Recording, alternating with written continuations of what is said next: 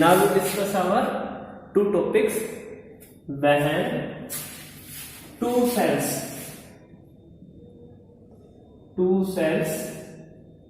are connected in series.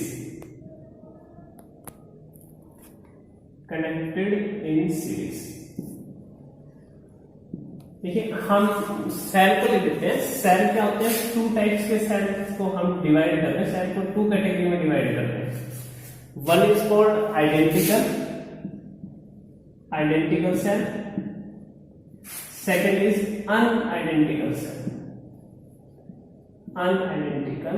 Cell. ठीक है. Identical cells are those cells whose EMF and internal resistance are same. यानी कि two or more cell have same internal resistance and EMF. अगर दो cell है उनका internal resistance और EMF same है तो these are called identicals. Two या दो से ज्यादा होने चाहिए, two and more. And different two और मोर सेल हो गए. टू और more cell have different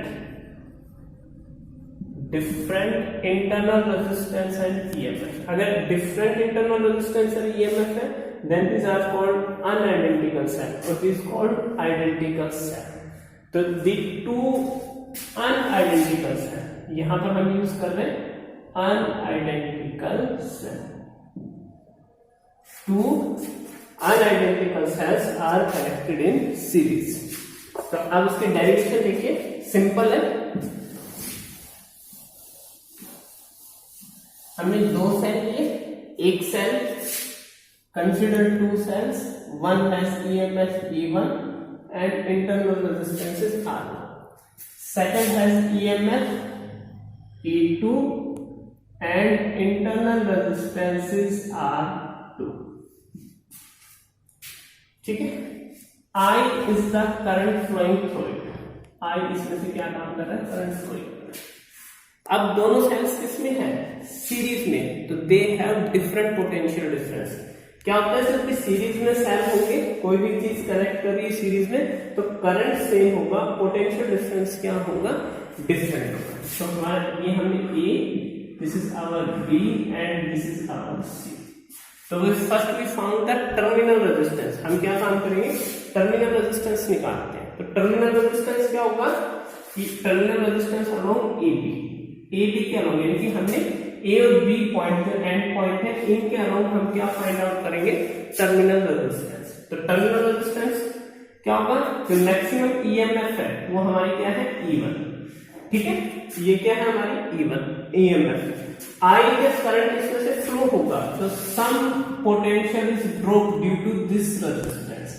some potential is drop due to this resistance. And this potential is drop is given by Ohm's law I into R1. तो ये आ जाएगा I into R1. तो this is our terminal potential. Terminal potential जो maximum EMF है उसमें से हम क्या कर देंगे? जो potential drop हो रहा है उसको हम subtract कर देंगे. तो this is come out to our potential drop.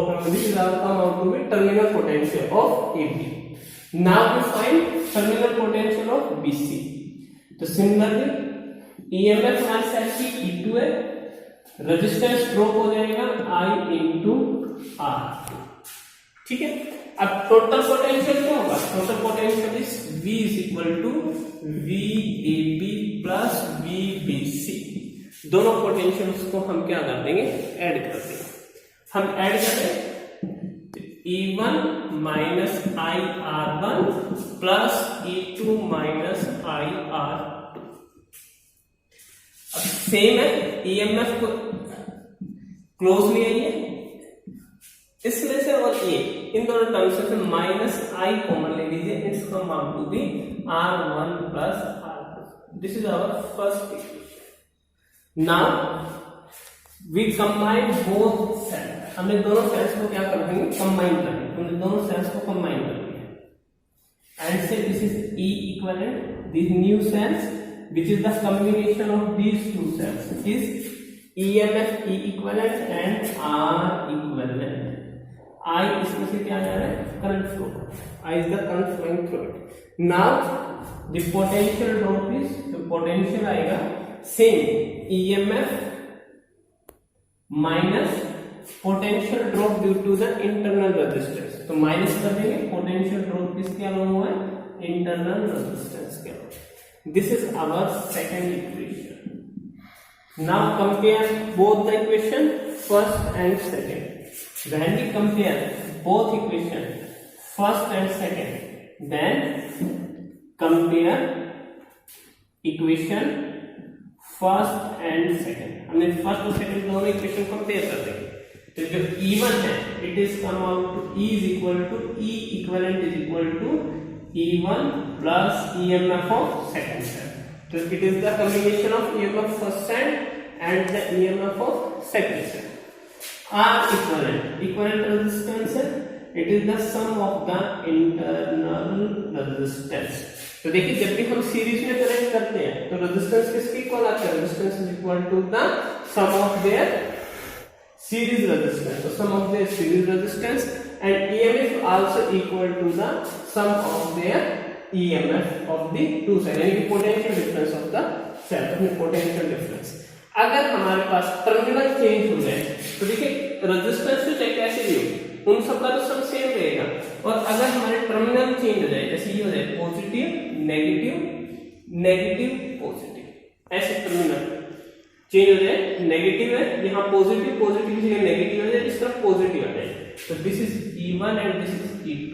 तो total equivalent EMF is equal to E1 minus E. ठीक है, तो ये हमारा फर्स्ट आर्टिकल है. Two unidentical cells are connected in series. तो हमने क्या कंसीडर किया?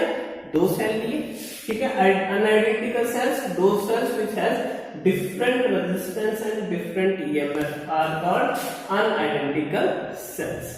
तो हम इसमें क्या काम करेंगे? पहले हम इसके अंदर टर्मिनल पोटेंशियल निकालेंगे. Terminal potential of first AB, terminal potential of BC, terminal potential of AB. AB क्या है हमारे पास? E1 minus I into R.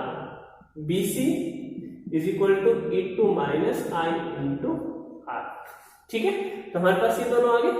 अब हमने क्या काम किया? सिंपल सा इन दोनों को ऐड कर दिया, क्योंकि EMF क्या हो जाएगी? पोटेंशियल डिफरेंस तो सीरीज में होता है, क्या हो जाएगा? ऐड हो जाएगा. तो हमने इसको क्या कर दिया? ऐड कर दिया. VAB plus BC. Value put की हमने, दोनों वैल्यू पुट की. E1 को कंपेयर किया, E1 को हमने एक साइड में ले आए, माइनस R1 R2. इसको हमने इक्वेशन फर्स्ट दिया. अब हम दोनों सेल्स को कंबाइन करके एक सेल बना दिया और उसकी EMF क्या हो गई? E इक्विवेलेंट, और रेजिस्टेंस क्या हो गया? R equivalent. क्या बनी equation? Terminal potential is equal to E equivalent minus I R equivalent. This is our second. और कंपेयर फर्स्ट एंड सेकंड. जब हमने दोनों इक्वेशन को कंपेयर किया तो हमारे पास क्या आया? E equivalent is equal to E1 plus E2, R equivalent is equal to R1 plus R. ठीक है, अगर टर्मिनल चेंज हो जाए तो टर्मिनल चेंज हो जाएंगे तो हमारे सेल्स क्या हो जाएंगे? E1 minus E2. अगर E2 ग्रेटर है तो E2 माइनस E1. अगर if E1 is greater 1 then E1 minus E2. ठीक है, तो ये हमारा फर्स्ट आर्टिकल हो गया.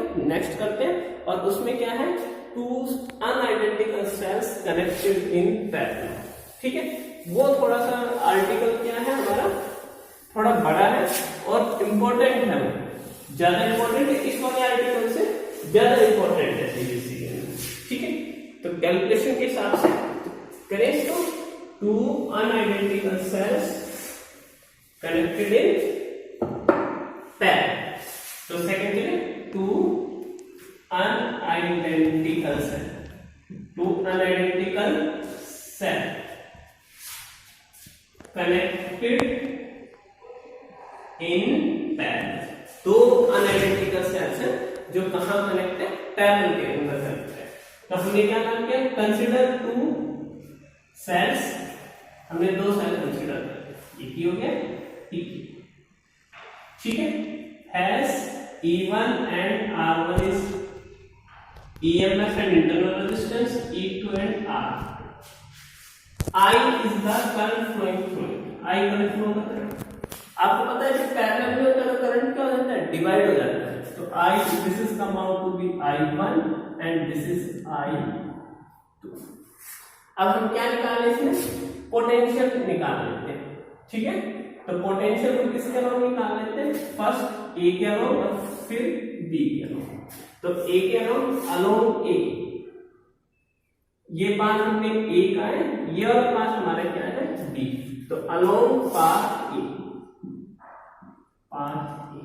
तो V A is equal to हो जाएगा E1 minus I1 into are. ऐसे ही वी भी हो जाएगा हमारे पास E2 माइनस I2 और R2। अब देखो बेटा, हमें पता है कि क्या होगा जब पैरेलल है, पैरेलल में जो पोटेंशियल डिफरेंस है they are same, so we can say that VAVB is equal to V। ठीक है, तो हम इसको क्या लिखेंगे, इसे हम यहां से इक्वेशन लिख देंगे V is equal to E1 minus I1 R, V is equal to E2 minus I2 R। यहां से हम I1 की वैल्यू फाइंड आउट कर रहे हैं। तो I1 is equal to, solve करने से इसमें से क्या आ जाएगा, E1 minus V by R।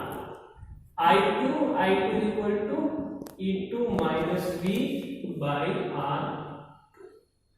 Total current is I is equal to I1 plus I2। Total current आ गया I is equal to I1 plus I2। Value रखिए E1 minus V by R1 plus E2 minus V by R।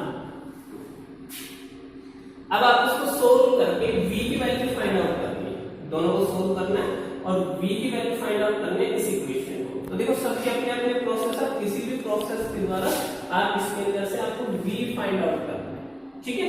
तो हम V find out करें, तो V find out करने के लिए हम क्या काम कर रहे हैं, I is equal to E1 by R1 minus V by R1। यहां से हो जाएगा E2 by R2 minus V by R2। अब इसके अंदर हम नेक्स्ट स्टेप में कर लेते हैं, I is equal to E1 by R1 plus E2 by R2 minus V1 by R1 plus 1 by R।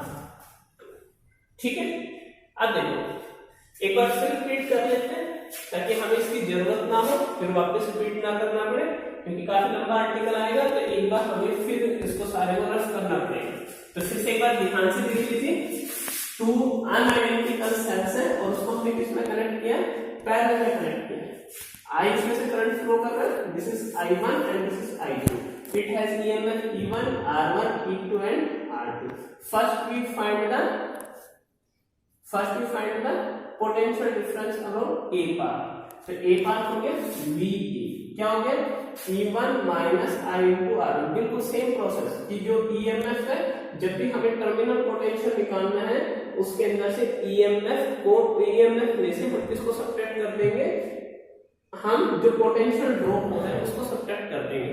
Potential drop कैसे निकालेंगे, इंटरनल रेजिस्टेंस और करंट की मल्टीप्लाई कर देंगे, ठीक है, और वो उसमें से सब्ट्रैक्ट कर देंगे। तो हमने ये सब्ट्रैक्ट कर दिया E1 minus I into R1। ऐसे ही VB equal to E2 minus I into R2, ठीक है। अब हमें ये ध्यान रखना चाहिए कि दोनों जो पोटेंशियल है पैरेलल है, पैरेलल में पोटेंशियल क्या होता है, सेम। तो VA is equal to VB is equal to V। तो हम इसकी जगह भी V पुट कर देंगे, यहाँ पर भी V पुट कर देंगे, तो हमने V पुट कर दिया यहाँ पर, ठीक है। अब इन V से हम I1 की वैल्यू फाइंड आउट कर लेंगे। तो I1 आ गया E1 minus V by R1, I2 इस इक्वेशन से E2 minus V by R2। अब both value put at the place of I1 and I2। I1 और I2 की जगह हमने दोनों वैल्यू पुट की। पुट करने के बाद हमने इसे सोल्व करना है। सिंपल सी बात है, आप किसी भी तरीके से सोल्व कीजिए, आपको v की वैल्यू फाइंड आउट करनी है। तो मैं अपने तरीके से कर रहा हूँ, आप अपने हिसाब से कुछ भी फाइंड आउट कर सकते किसी भी प्रोसेस से।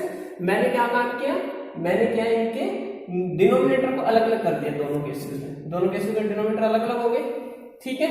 अब क्या हुआ, E1/R1 प्लस E2/R2 और यहां से माइनस भी कॉमन ले लिया, 1/R1 प्लस 1/R2, ठीक है। अब आगे करते हैं इसको, इस स्टेप को इधर ले आते हैं। तो हमने ये स्टेप इस तरफ लाना शुरू किया, ये यहां ले आते हैं, ठीक है। तो ये क्या हो जाएगा, I minus E1/R1 minus common ले लेते हैं, माइनस प्लस हो जाएगा E2/R2 is equal to minus v और ये हो गया R2 प्लस R1 और R1 इंटू R2 एलसीएम ले लिया, नीचे एलसीएम लिया R1 प्लस R1।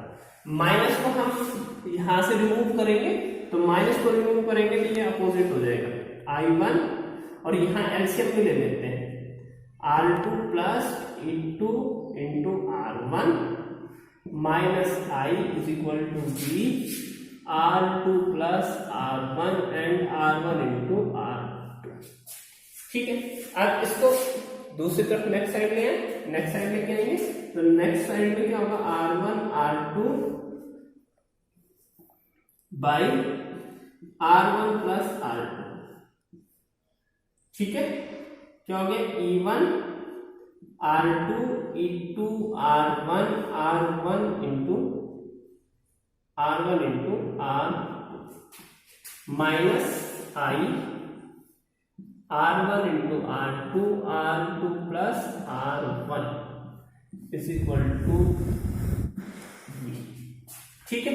ये हो गया, R1 से R2 कैंसिल हो गया, तो हमारे पास इक्वेशन आ गई E1 R2 E2 R1 by R1 plus R2 minus I R1